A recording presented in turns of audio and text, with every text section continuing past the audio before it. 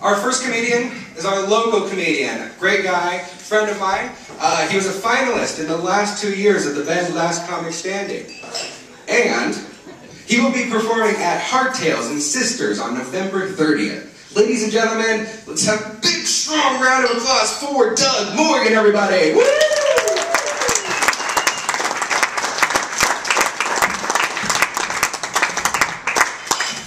Hello, hello, hello. Welcome to KO's. Ryan, thank you for having me. I really appreciate it. I'm going to give you all a minute to kind of drink this all in. I realize I got a lot to look at up here, and I kind of look like Kris Kringle if he was born in Portland. But seriously, I learned something about myself last month.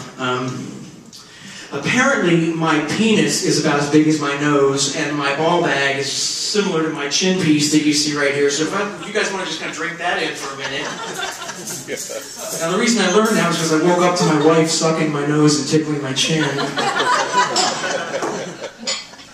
And after 10 years of marriage, it was kind of feeling good. No, really, I love motorcycles. I like to ride. And being the redheaded stepchild that I am, I find it very difficult to look cool on a motorcycle. No matter what I wear, no matter what I've got on, I just can't seem to put the whole cool thing together. In fact, saying that I look cool on motorcycles is like saying that Jerry Sandusky looks cool on boys.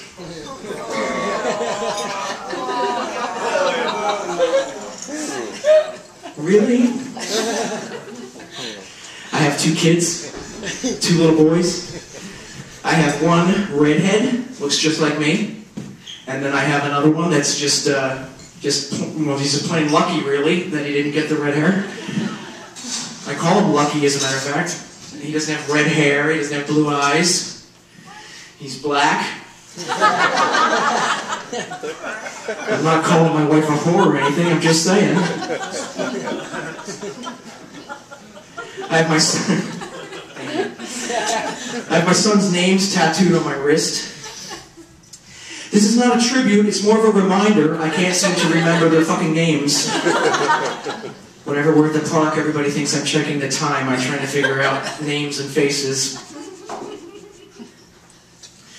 My wife has this peculiar thing of loving redheads, which transfers to my son.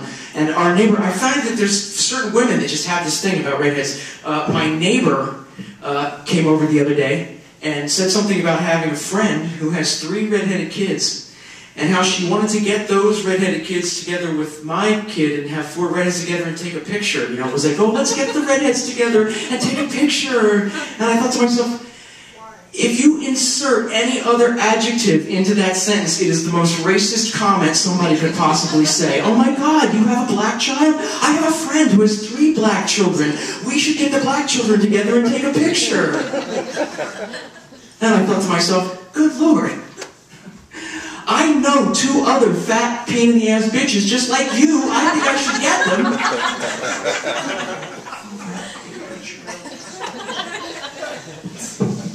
Oh, I have to show you a note. This is a real note my kids wrote just the other day.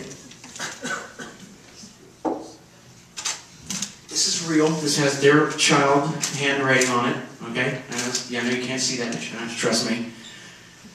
So, on this side, it says, Mom, let's cuddle. And on this side, it says, to Dad, you suck. That's love, everybody. So my boy was, is potty training. He's in that stage where you have to police him because he's doing the paperwork part of it all now. And the other day I was in there, and he got himself a nice fistful of dollars, and he looks right at me, and he whips it into the trash can. I'm like, hey, this isn't Mexico City. Hell, it's not even Madras.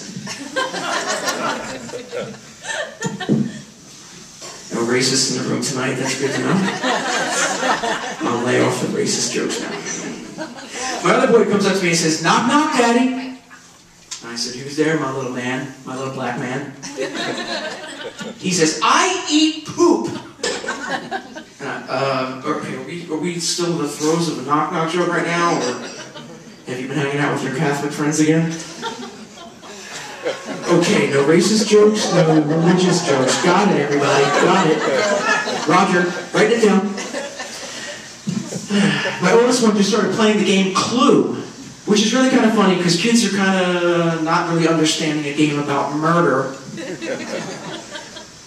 I came home the other day and my boy says to me, Daddy, Daddy, what does it mean to kill somebody with a lead pipe? And I'm like, I just need a couple more beers, you little fucker.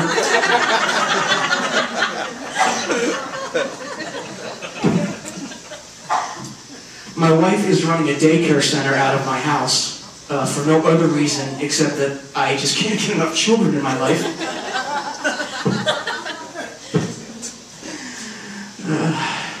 So when she was opening the daycare, she said to me, well, what do you look for in a daycare center? You know, I'm trying to advertise and promote. What do you're a man, what do you look for in a daycare center? And I had to think, really all I'm looking for from a daycare center is when I go to pick my kids up, I don't hear this. Cut! Put the clothes on the Morgan boys, the dad's here.